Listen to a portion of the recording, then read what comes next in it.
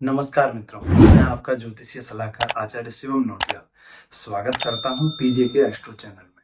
आप अपनी कुंडली का विश्लेषण करवाना चाहते हैं, किसी शुभ के बारे में जानकारी चाहते हैं, कुंडली मिलान करवाना चाहते हैं, रत्न रुद्राक्ष के बारे में जानकारी चाहते हैं, परामर्श चाहते हैं, आप हमसे संपर्क कर सकते हैं। कोई धार्मिक अनुष्ठान करवाना चाहते हैं, ग्रह दोष निवारण के लिए ग्रहों के जप अनुष्ठान इत्यादि करवाना चाहते हैं, आप हमसे संपर्क कर सकते हैं। हमारा मोबाइल नंबर है 9368765394। आज का जो हमने विषय लिया है, गुरु से विचारणीय विषय, अर्थात बृहस्पति ग्रह से विचारणीय विषय। गुरु के क्या क्या कारकत्व हैं, गुरु से हमें क्या क्या विचार करना चाहिए, जन्म कुंडली में गुरु किन किन चीज़ों के कारक हो जाते हैं, इस पर आज हम चर्चा करेंगे, इस पर आज हम बात करेंगे। अगर आपकी कुंडली में कहीं पर भी गुरु महाराज 9 नंबर और 12 नंबर की राशि पर बैठे हैं, अर्थात धनु राशि और मीन राशि पर बैठे हैं, तो वहां पर गुरु स्वराशि के हो जाते हैं। ऐसी स्थिति में गुरु अपना अच्छा फल प्रदान करते हैं। अगर आपकी कुंडली में कहीं पर गुरु 4 नंबर अर्थात कर्क राशि पर बैठे हैं, तो ऐसे में गुरु यहाँ पर अपना उत्तम फल प्रदान करते हैं, अच्छा फल प्रदान करते हैं। अगर आपकी कुंडली में कहीं पर गुरु 10 नंबर की राशि अर्थात मकर राशि में बैठे हैं, तो यहाँ पर गुरु नीच के हो जाते हैं और गुरु अपना अशुभ फल प्रदान करते हैं। चलिए अब बात करते हैं गुरु के कुछ विशेष गुणों के बारे में। अगर आपकी कुंडली में गुरु अच्छी स्थिति में केंद्र में बैठ जाएं, केंद्र अर्थात 1, 4, 7, 10 इन भावों में बैठ जाएं, तो गुरु कुंडली के अशुभ दोषों को समाप्त करने की शक्ति रखते हैं, ताकत रखते हैं। गुरु ऐसे ग्रह हैं जो कुंडली के अशुभ फलों को समाप्त कर देते हैं। मान सागरी का कहना है कि बृहस्पति ग्रह जिस भाव में बैठते हैं उस भाव की हानि करते हैं। उनका यह मत है कि दिए तले अंधेरा, कि जिस प्रकार दिया सब जगह प्रकाश करता है, उजाला करता है, लेकिन दिए के नीचे ही क्या होता है, अंधेरा होता है। तो यह मान सागरी का मत है। चलिए अब बात करते हैं गुरु के कारक के बारे में। गुरु किन किन चीजों के कारक हैं? ज्ञानम सद्गुणमात्मजं च सचिवं स्वाचारमाचार्यकं महात्म्यं श्रुतिशास्त्रादि स्मृतिमतिं सर्वोन्नतिं सद्गतिं देव ब्राह्मण भक्ति मध्वरतप श्रद्धाश्च कोशस्थलं वैदुष्यं विजितेन्द्रियं धवसुखं सम्मानमीड यादयाम। जब हम जन्म कुंडली में बृहस्पति से विचार करें, तो ज्ञान का विचार बृहस्पति से हमें अवश्य करना चाहिए। नवग्रहों में ज्ञान के देवता और ज्ञान के अधिपति बृहस्पति को कहा गया है। तो जब ज्ञान की बात हो और बृहस्पति का विचार ना किया जाए, तो यह तो गलत बात है। हमें बृहस्पति का विचार ज्ञान के संदर्भ में अवश्य करना चाहिए। पंचम भाव के कारक है और विद्या बुद्धि के कारक भी बृहस्पति महाराज हैं।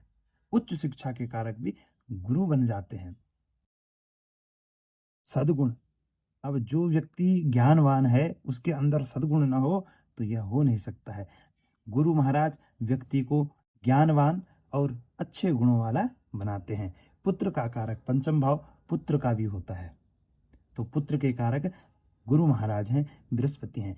सभी ग्रहों में मंत्री हैं गुरु, तो मंत्री से विचार, मंत्री के साथ आपके संबंध हैं या नहीं, मंत्री जैसी बुद्धि या आप मंत्री बनेंगे, इस तरीके से जो मंत्री से संबंधित जितने भी कार्य हैं या मंत्री से संबंधित जो भी विषय है उसका विचार हमें गुरु से करना चाहिए। आचरण, गुरु ज्ञानवान है और सा विद्याया विमुक्तये, विद्या का मूल है मुक्त करना, तो हमें दुर्व्यवहार से, गलत चीज़ों से, गलत आचरण से हमें गुरु क्या है, दूर करते हैं। अच्छा आचरण हमें गुरु प्रदान कराते हैं। आचार्यता, कोई आचार्य है, इस प्रकार से आचार्यता जिसके अंदर है, जो आचार्य कर्म करता है, पढ़ाता है। वेद शास्त्र, कोई व्यक्ति वेद शास्त्रों में रुचि रखता है, वेद शास्त्रों को पढ़ता है, वेद शास्त्रों का ज्ञाता है या नहीं, इसका विचार भी हमें बृहस्पति से, गुरु से करना चाहिए।